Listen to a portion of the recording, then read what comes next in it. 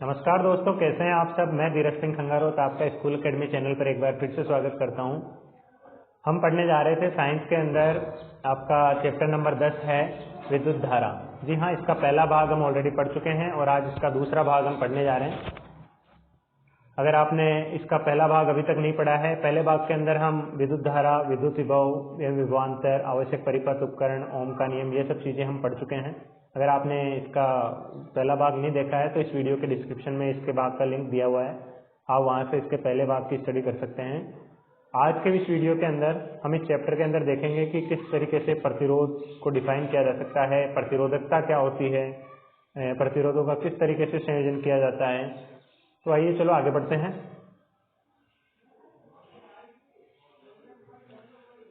जी हाँ दोस्तों, जैसा कि आप स्क्रीन पे देख पा रहे हैं, प्रतिरोध एवं प्रतिरोधकता।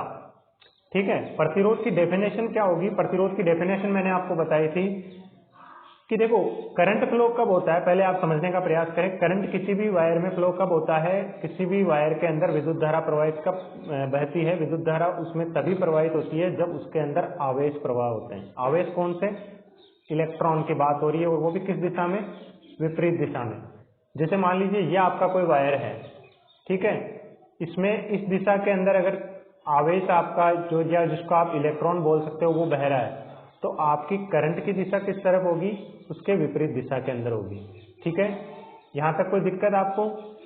तो अब देखो, यहीं से आपकी प्रतिरोध की परिभाषा निकल के आएगी सामने कि चालकों में आवेशों के प्रवाह में उत्पन्न बाधा को, या इसको आप ऐसे भी बोल सकते हो कि चालकों में धारा के प्रवाह में उत्पन्न बाधा को भी प्रतिरोध कहते हैं, क्योंकि धारा कभी बहेगी, ठीक है, जब आवेश प्रवाह होगा।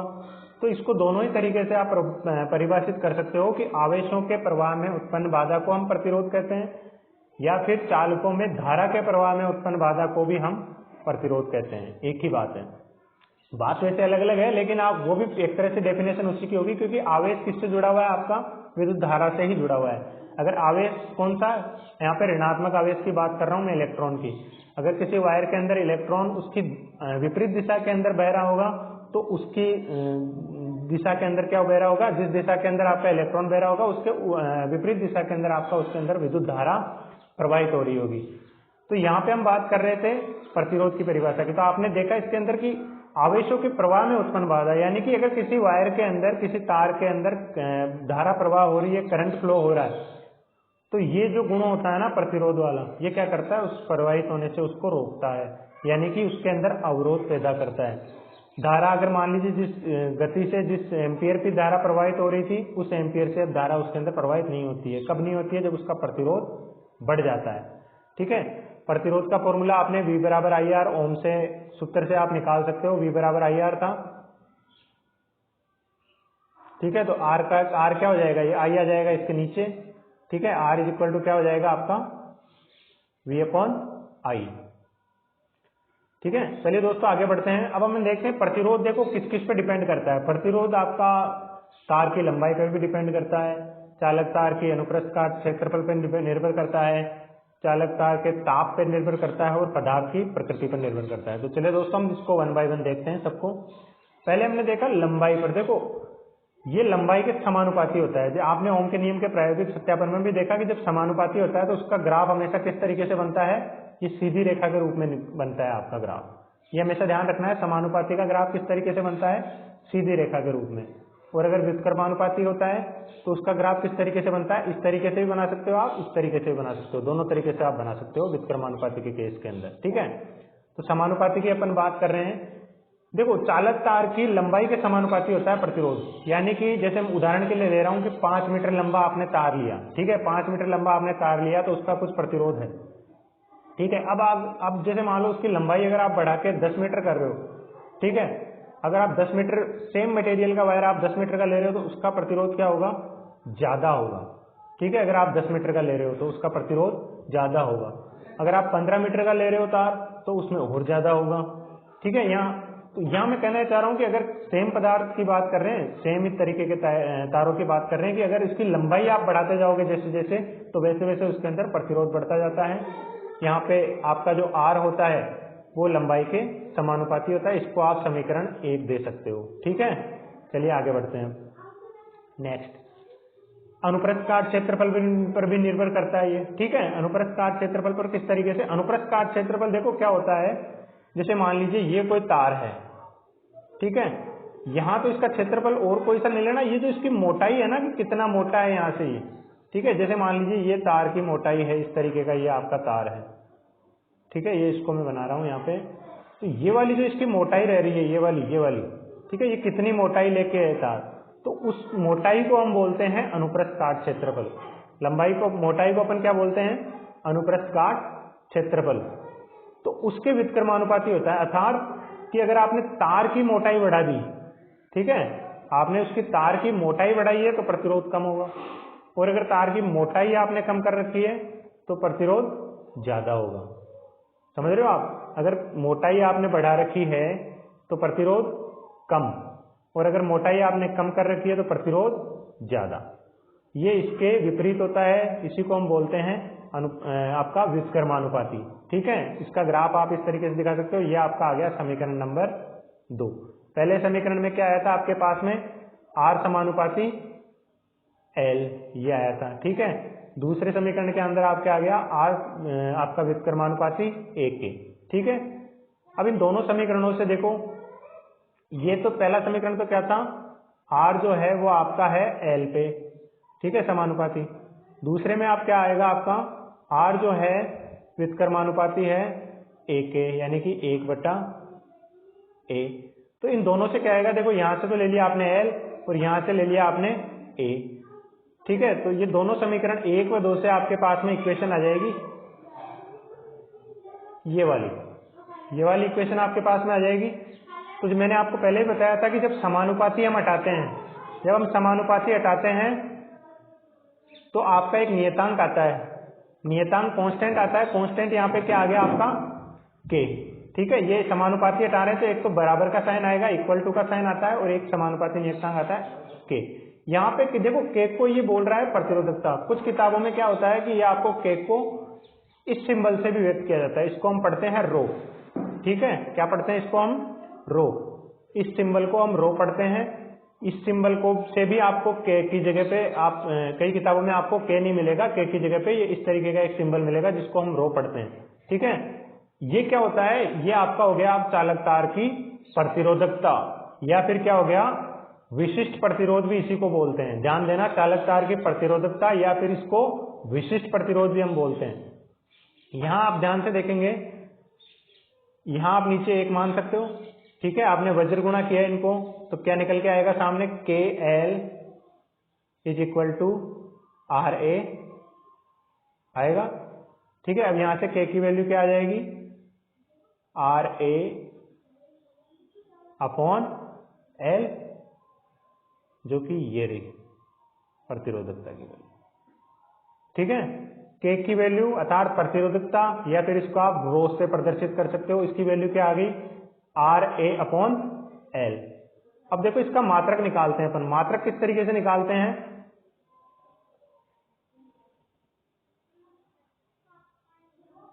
मात्रक किस तरीके से निकालते हैं। अब RA/L आया आपके सामने, RA/L, R का मात्रक क्या होगा, ओम, ठीक है।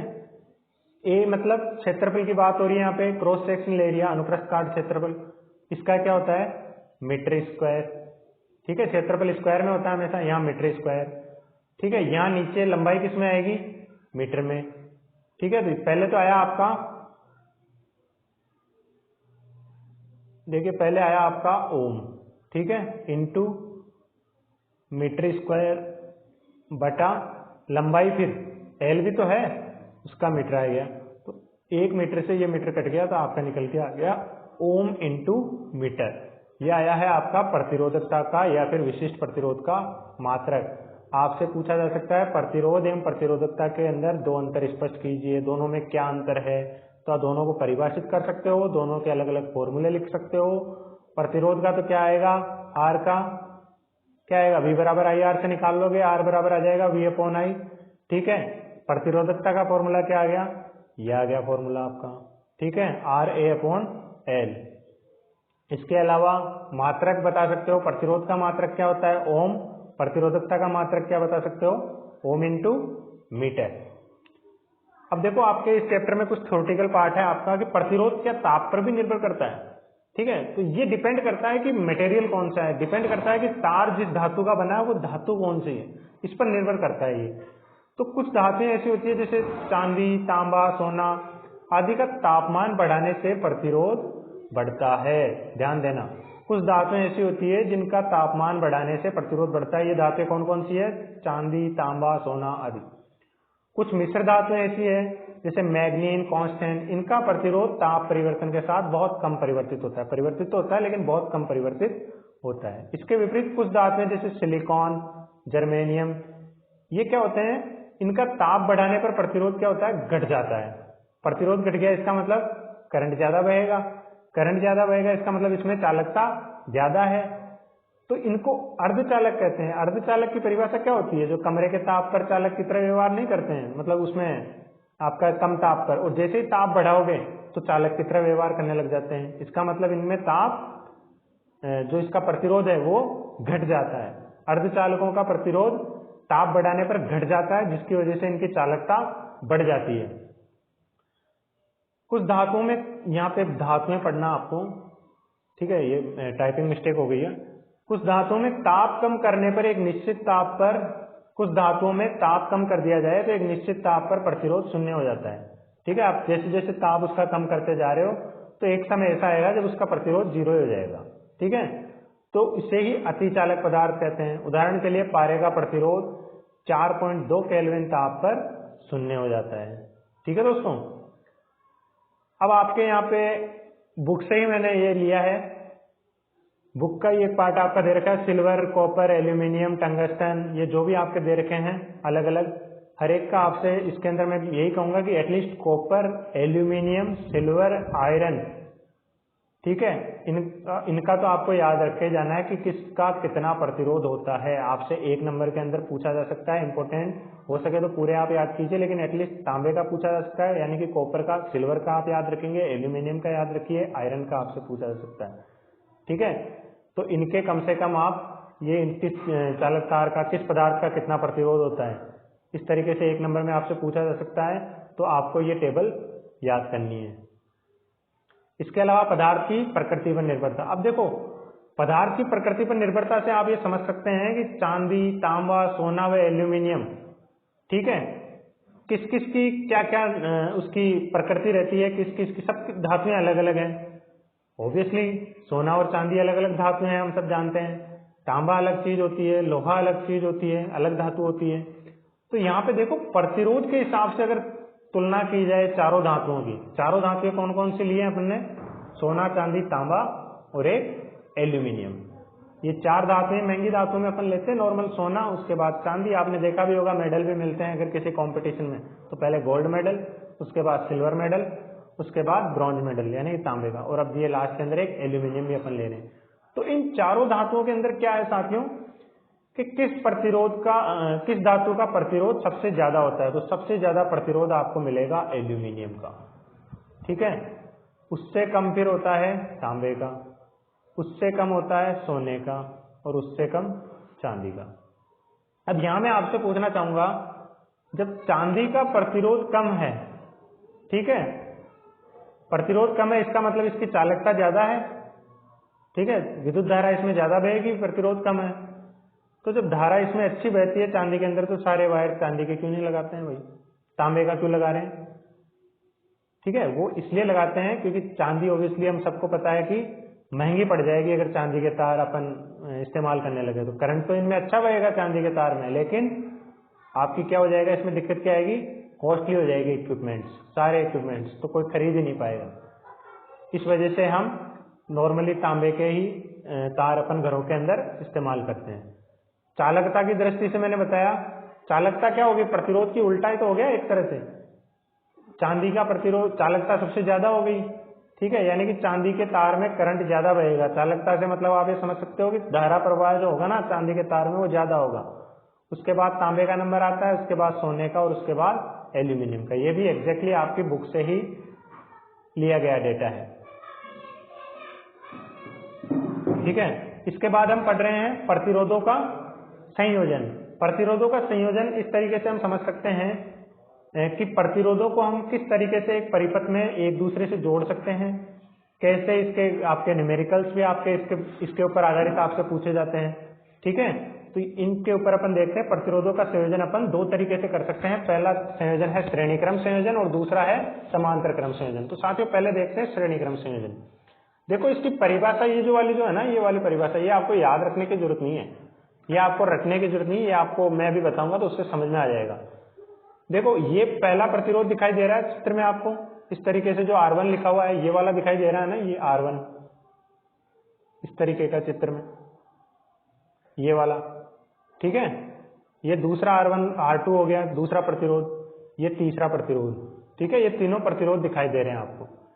ये इस तरीके से जोड़े हुए हैं कि R1 का दूसरा सिरा, ठीक है, ये R1 का दूसरा वाला जो सिरा है ना, ये R2 के पहले सिरे से जुड़ा हुआ है चित्र में आप देख पा रहे हैं, और R2 का जो दूसरा सिरा है वो R3 के पहले सिरे से जुड़ा हुआ है।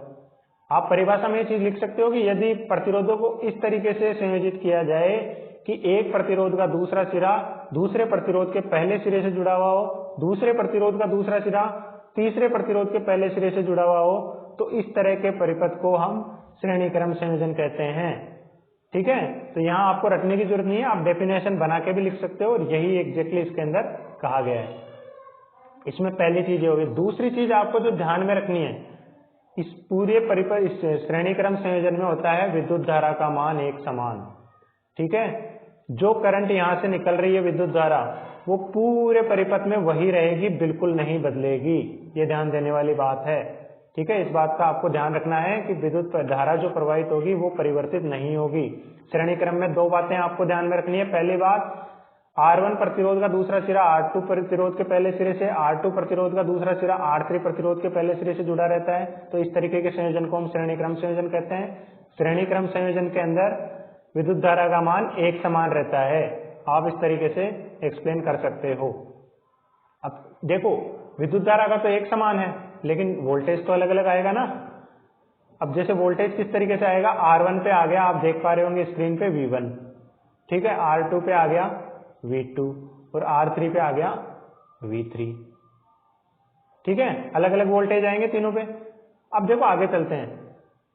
V1 जो आपका आया वो कितना आया, चित्र में देखिए आप, V1 कितना आया, V बराबर क्या होता है IR, V बराबर क्या होता है IR, ओम का नियम से। ठीक है, V बराबर IR, तो I आपका दे रखा है, मैंने बताया एक समान रहेगा। ठीक है, I आपका फिक्स है। अब यहाँ R कौन सा है, R1, V1 वाले केस में क्या है R1, यह आपका समीकरण 1। ठीक है, V2 की बात करें तो उस पे क्या आ जाएगा, इसी तरीके से IR2, और V3 पे क्या आ जाएगा IR3, ये समीकरण नंबर 3। इस तरीके से आप इनको दे सकते हो। अब टोटल V कितना आ जाएगा, आप परिपथ में वापस देखिए, टोटल V, टोटल वोल्टेज कितना निकालोगे, V1 plus V2 plus V3। ठीक है, टोटल V कितना निकाला आपने टोटल V निकालने के लिए फॉर्मूला लगाया V1 plus V2 plus V3। V1 की वैल्यू कितनी है, ये रही, V2 की ये रही, V3 की ये रही। V1 की जगह V1 की वैल्यू रख देंगे, V2 की जगह V2 की वैल्यू रख देंगे, V3 की जगह V3 की वैल्यू रख देंगे। अब देखो तीनों की वैल्यू रखने के बाद अपने पास में आया IR1 plus IR2 plus IR3। ठीक है, अब तीनों में I कॉमन है, I को आपने कॉमन ले लिया यहाँ पे, तो निकल के क्या आ गया आपके सामने R1 plus R2 plus R3। ठीक है, अब जो टोटल V है, ये जो टोटल V या VS आपको जिसको आपको स्क्रीन पे दिख रहा है, टोटल V क्या होता है IR। ठीक है, टोटल V कितना होता है IR, तो इस V की वैल्यू, VS की जो वैल्यू है वो आपने इसमें अंदर रख दी IR। तो आपका सूत्र क्या बन गया, ये इक्वेशन क्या बन के आ गई, इक्वेशन ये बन के आ गई आपके सामने। VS की वैल्यू आपने रख दी IR, और एज इट इज आपने जो ऊपर आया था वो ये का ये ऐसा कैसा उतार दिया यहाँ पे। अब देखो क्या निकल के आ रहा है, यहाँ I से I कट जाएगा। ठीक है ना, I से I आपका कैंसिल हो गया, तो लास्ट के अंदर बचा क्या, R क्या आ गया R1 plus R2 plus R3। Very most important formula श्रेणी क्रम संयोजन में याद रखना है, R1 plus R2 plus R3। इस पे बेस्ड आपसे न्यूमेरिकल पूछे जा सकते हैं। ठीक है, न्यूमेरिकल किस तरीके से पूछे जाएंगे वो अपन लास्ट चैप्टर में देखेंगे। ये फॉर्मूला आप याद रखेंगे, श्रेणीक्रम संयोजन के अंदर क्या फॉर्मूला निकल के आया है। अगर 3 प्रतिरोध लगे हुए हैं, मैं आपसे कहूं कि प्रतिरोध इस तरीके से लगे हुए हैं 2 ओम, 3 ओम, 5 ओम, तीनों प्रतिरोधों को मैंने श्रेणी क्रम में लगा रखा है। तो बताइए कुल उसका तुल्य प्रतिरोध कितना आएगा, कुल प्रतिरोध कितना आएगा। तो क्या करना है, तीनों ही प्रतिरोधों को जोड़ देंगे, 2 ओम प्लस 3 ओम प्लस 5 ओम, टोटल क्या हो गया 10 ओम। ठीक है, इसी तरीके से 5 प्रतिरोध दे दे आपको, पांचों को वो सीरीज में कनेक्ट कर दे, पांचों को श्रेणी क्रम में लगे हुए हैं, इनका आपको प्रतिरोध ज्ञात करना है। तुल्य प्रतिरोध या कुल प्रतिरोध आप ज्ञात कीजिए, तो वो किस तरीके से निकलेगा, पांचों को आपने जोड़ देना है, तो उसके बाद में आपका आंसर आ जाएगा। अब आगे बढ़ते हैं समांतर क्रम संयोजन। देखो श्रेणी क्रम संयोजन में आपने क्या पढ़ा, एक के पीछे एक। ठीक है, एक के पीछे एक, मतलब एक सिरे के पीछे दूसरा प्रतिरोध लगा दिया, दूसरे प्रतिरोध के पीछे आपने तीसरा प्रतिरोध लगा दिया, इस तरीके से आपने लगा दिए। समांतर क्रम संयोजन में क्या होता है, एक के नीचे एक। ध्यान देना इस बात को, ये ट्रिक है समझने के हिसाब से कि एक के नीचे एक। अगर प्रतिरोध, इसमें भी देखो परिभाषा आपको रटने की जरूरत नहीं है, समझा दूंगा, समझने से समझ में आ जाएगा। प्रतिरोध R1, प्रतिरोध R2 और प्रतिरोध R3, यदि 2 या 2 से अधिक प्रतिरोध, या आप 3 भी बोल सकते हो, यदि प्रतिरोधों को इस तरीके से जोड़ा जाए कि सभी प्रतिरोधों का पहला सिरा एक बिंदु से जुड़ा हुआ रहे, ठीक है, और सभी प्रतिरोधों का दूसरा सिरा एक अन्य बिंदु से जुड़ा हुआ रहे, ठीक है, और वो दोनों ही बिंदु आपस में जुड़े हुए हों इस तरीके से, तो इस तरीके के परिपथ को हम समांतर क्रम संयोजन कहते हैं।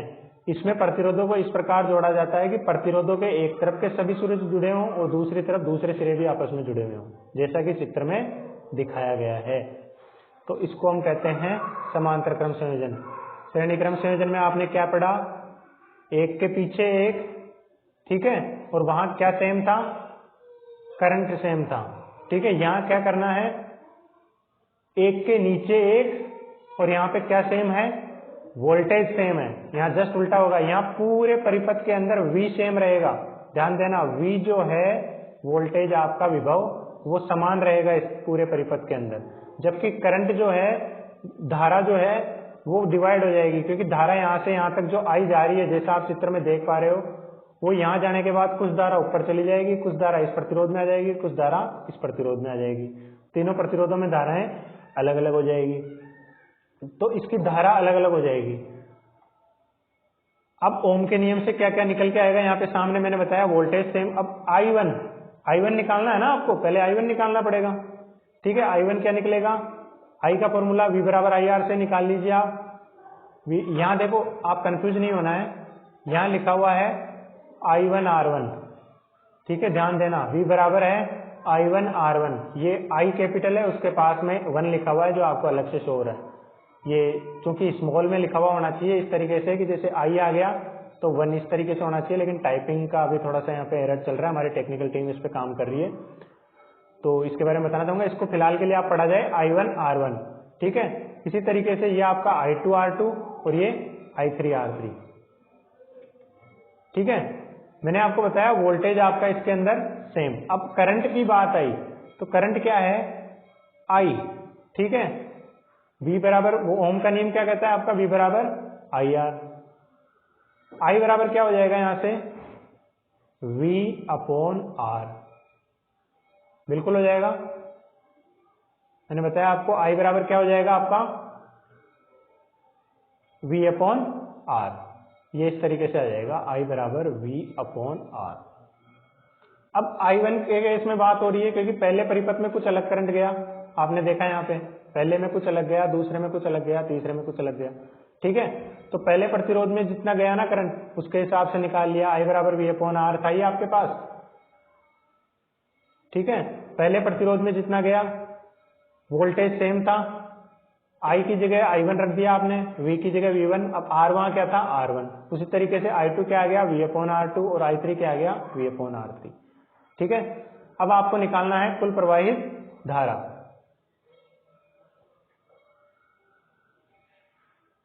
कुल प्रवाहित धारा कितनी निकल के आएगी, I = I1 + I2 + I3। I1 की वैल्यू है आपके पास, I2 की वैल्यू है, I3 की वैल्यू है। तीनों की वैल्यू को आप यहाँ रख दोगे, I1 की जगह I1 की वैल्यू रख दोगे, I2 की जगह I2 की, I3 की जगह I3 की। तीनों ही वैल्यू जैसे ही आप रखोगे आपके सामने ये वाला इक्वेशन आ जाएगा। I इज इक्वल टू क्या आ जाएगा, V/R1 plus V/R2 plus V/R3। यहाँ आपका V कॉमन आएगा, V कॉमन आते ही आपका क्या बच गया ब्रैकेट के अंदर, 1/R1 plus 1/R2 plus 1/R3।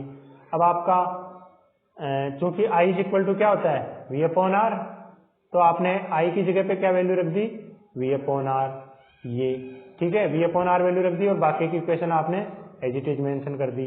यहाँ आपका V से V कैंसिल हो जाएगा, तो यहाँ आपका फॉर्मूला थोड़ा इस तरीके से निकल के आएगा, 1/R is equal to 1/R1 plus 1/R2 plus 1/R3। Very most important, आपसे समांतर क्रम में सर्किट दे देगा, ठीक है, वहां पूछेगा कि ये 2 ओम लगा हुआ है, इसके समानांतर में 3 ओम लगा हुआ है, दोनों लगे हुए हैं, दोनों का कुल प्रतिरोध आप ज्ञात कीजिए।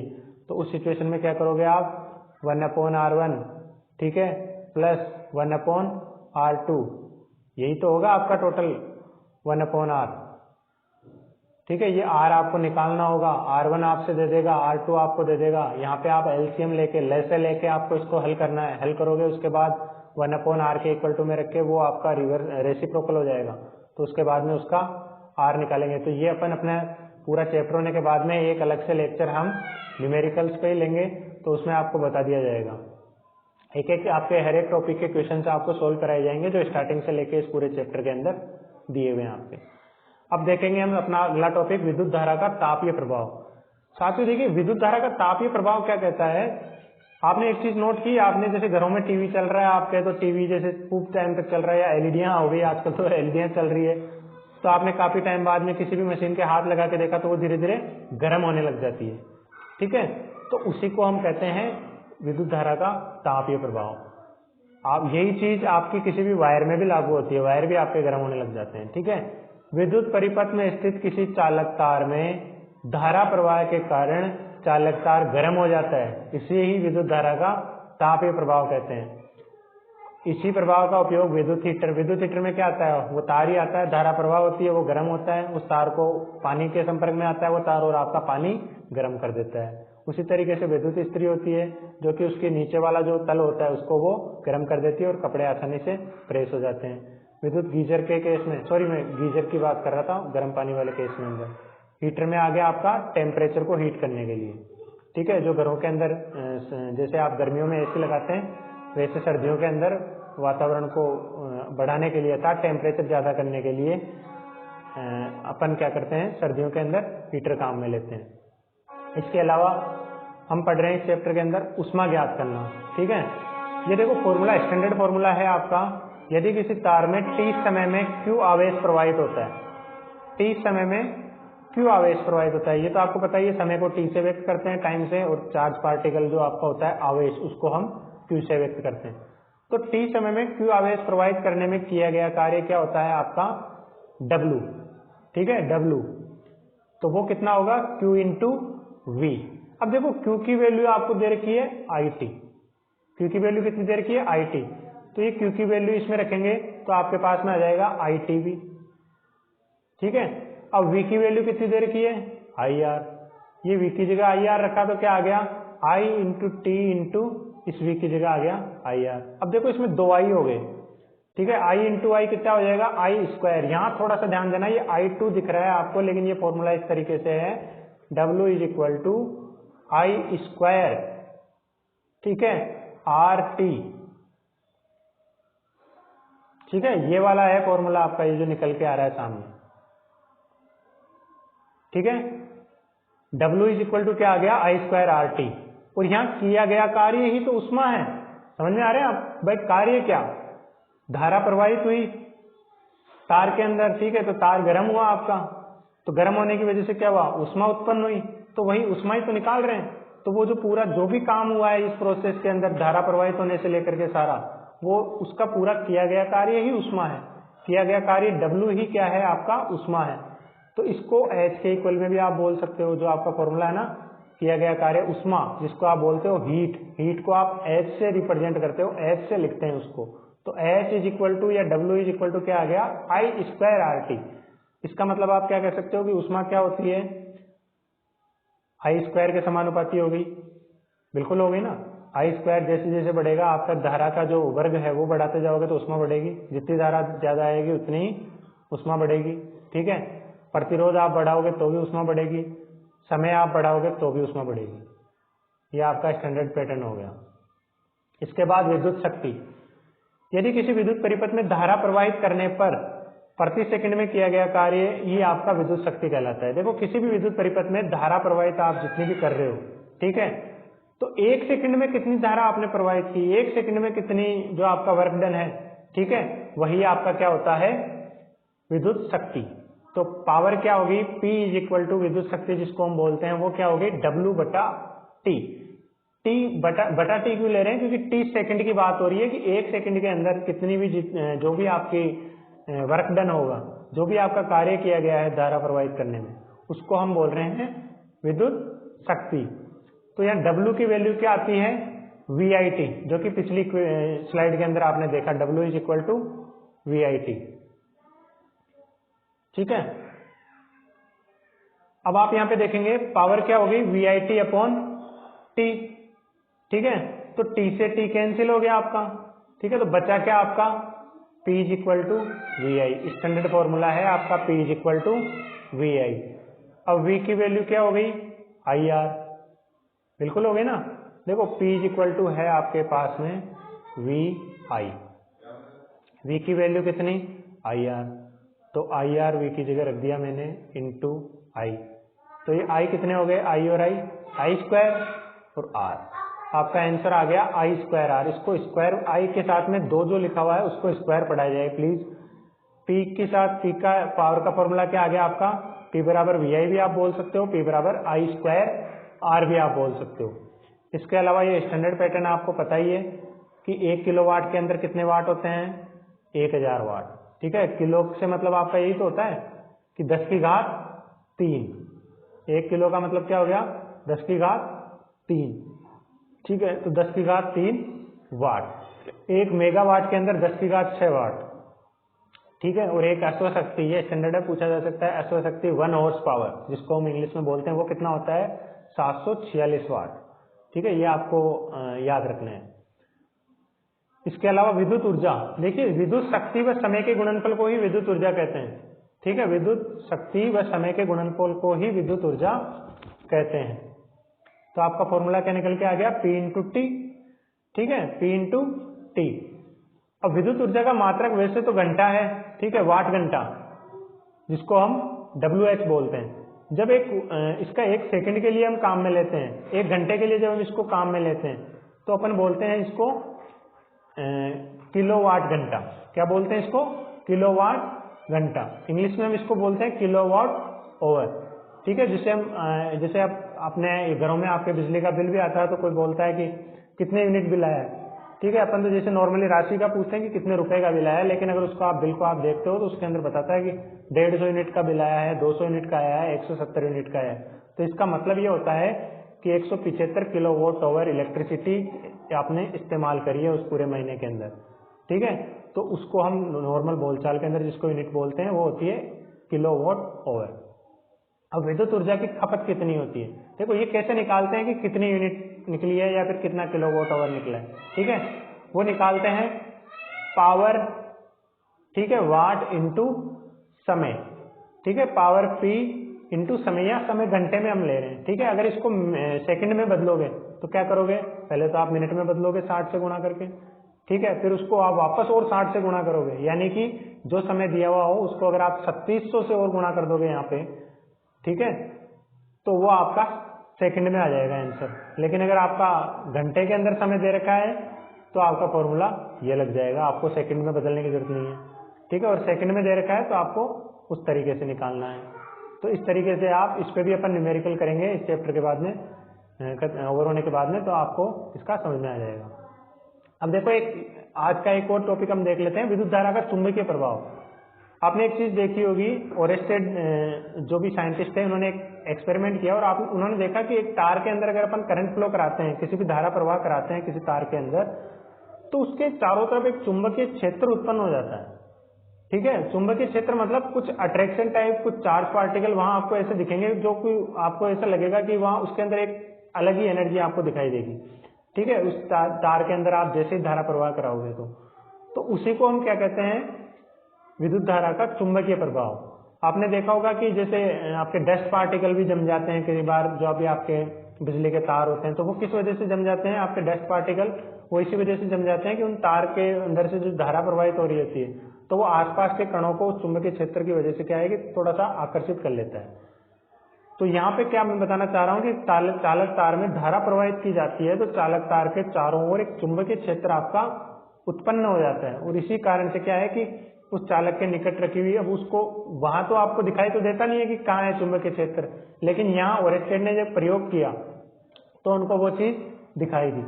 जैसे ही उन्होंने बैटरी से कनेक्ट किया इस सर्किट को, ठीक है, यहाँ देखो आप पहले से सर्किट में देखो कि कोई विक्षेप नहीं है इसके अंदर।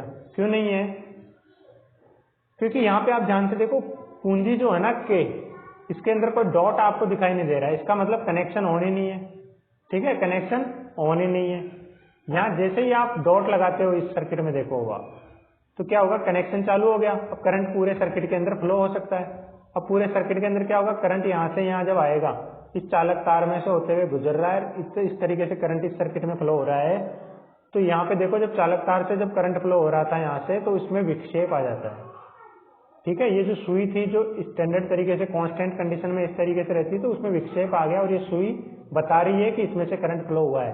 करंट को देखने की जरूरत नहीं है, ये सुई बता देगी कि इस तार के आसपास आपने ये जो सुई रखी हुई है, इस सुई बता देगी आपको कि इस तार के अंदर से अभी अभी जस्ट करंट फ्लो हुआ है। जितना ज्यादा करंट फ्लो होगा उतना ही ज्यादा इसके अंदर विक्षेप आएगा। ठीक है, इसके अलावा आपने देखो इसमें क्या फर्क किया है, उसके बाद में चेंजेस क्या है। यहाँ आपने बैटरी इस तरीके से लगा रखी है, यहाँ बैटरी आपने जैसे ही उल्टी करी, ठीक है, प्लस माइनस आपने उल्टा किया, तो देखो ये विक्षेप जो आया है ना इसके अंदर, वो भी उल्टा आ गया। पहले इस दिशा के अंदर आया था नीचे की तरफ, अब की बार विक्षेप ऊपर की तरफ आया है। तो कहने का मतलब ये है, ओरेस्टेड ने जो एक्सपेरिमेंट किया उसके बाद में उन्होंने बताया कि चालक तार में अगर आप धारा प्रवाहित करते हो तो चालक तार के चारों ओर एक चुंबकीय क्षेत्र उत्पन्न हो जाता है, जिसके कारण से चालक तार के निकट रखी हुई सुई विक्षेपित हो जाती है। इसे ही विद्युत धारा का चुंबकीय प्रभाव हम कहते हैं। यहाँ आप इस सर्किट बना के आप डायग्राम से इसको एक्सप्लेन भी कर सकते हो। यहाँ ये डायग्राम बनाने के बाद में आपको ये लिखना भी पड़ेगा कि चित्रानुसार बैटरी, कुंजी, धारा नियंत्रक आ रहे, चालक तार एक कनेक्टेड है, पास में चुंबकीय सुई रखी हुई है। पहले परिपथ में क्या हो रहा है, इस स्विच कुंजी चालू नहीं है, स्विच ऑफ है आपका।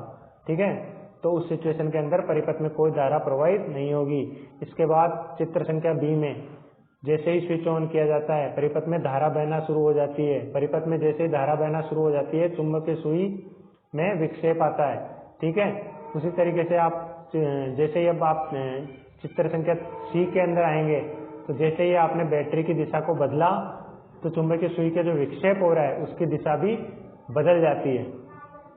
ठीक है, इसके बाद में जो आपके बाकी के जो कुछ चैप्टर टॉपिक बच रहे हैं, आपके 4 टॉपिक इसमें बच रहे हैं, तो वो हम आपको अगली क्लास के अंदर बताएंगे। आज के जो 4 टॉपिक अपन ने पढ़े हैं, अगर उनसे संबंधित आपको किसी भी तरह का कोई भी समस्या है, कुछ टॉपिक आपको समझ में नहीं आया या आपका कोई भी सजेशन है, कुछ भी आपका सवाल है, तो आप इस वीडियो के कमेंट बॉक्स में आप उसको लिख सकते हैं, या फिर हमें school academy up to 12 @gmail.com पर आप हमें भेज सकते हैं। इसके अलावा अगर आपको वीडियो पसंद आया है, आपको जो हमारा कंसेप्ट है स्मार्ट क्लासेस का, वो अगर आपको पसंद आया है, तो आप क्या करेंगे, आपसे यही रिक्वेस्ट है कि आप जो भी ज़रूरतमंद बच्चे हैं, राजस्थान के कोने कोने में गवर्नमेंट स्कूलों में पढ़ने वाले बच्चे जिनके पास हिंदी मीडियम में इस तरीके की स्मार्ट क्लासेज अवेलेबल नहीं हो पाती है, तो उन बच्चों तक आप इसको पहुंचाने का प्रयास कीजिए। आप इस वीडियो को लाइक कमेंट तो कीजिए ही, साथ के अंदर उन बच्चों तक आप शेयर कीजिए और सब्सक्राइब कीजिए। धन्यवाद। जय हिंद।